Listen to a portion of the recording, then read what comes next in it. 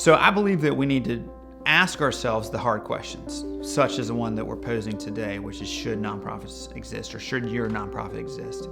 I would reframe it in such a way that we'd say, should my nonprofit exist? A lot of times with a nonprofit, you're starting at square one by yourself with probably not very much experience in the nonprofit space. Not a lot of ideas around board development and fundraising and strategic planning and those kinds of things. And there's probably 95% chance there's an organization out there that at least has some of that skill set that's already functioning and already operating, that a person would be better aligned to give their time and talent to. Nonprofit is a word that almost mischaracterizes what a lot of these organizations are, because the word nonprofit almost makes you think, oh, well, they're not making money, therefore they're not as valuable. But I think the value really is in investing into the community and the people. So the profits are long-term, and they're these intangible things. Nonprofits need to start being accountable to showing what that return on investment is. At the same time, the donors need to understand that if they trust this organization, they invest in them with an expectation they have a return on their investment. That is the biggest question, is there really a need there?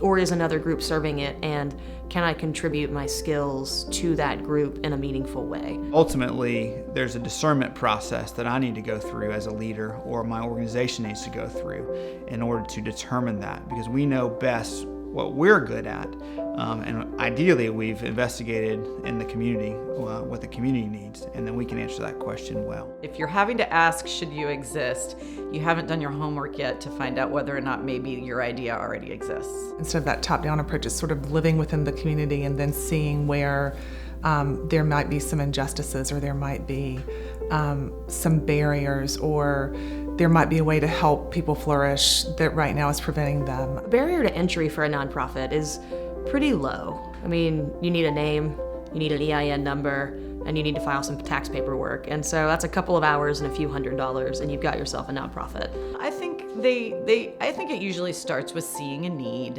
or it comes from a personal experience.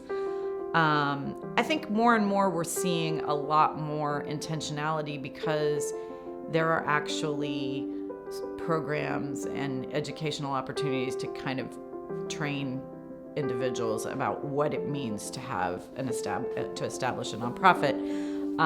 I think that wasn't necessarily the case, 20, 30 years ago.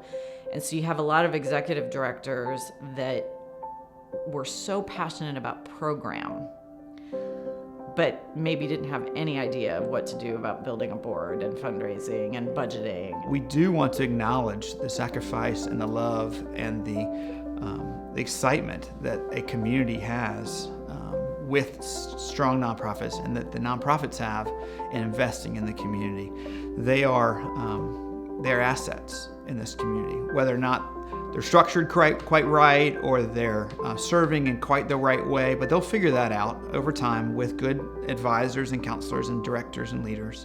They'll figure that out, but we want to make sure that they have the opportunity to grow and to figure those things out as they go, and giving themselves grace to mess up, but also to continue to serve, because we need their investment.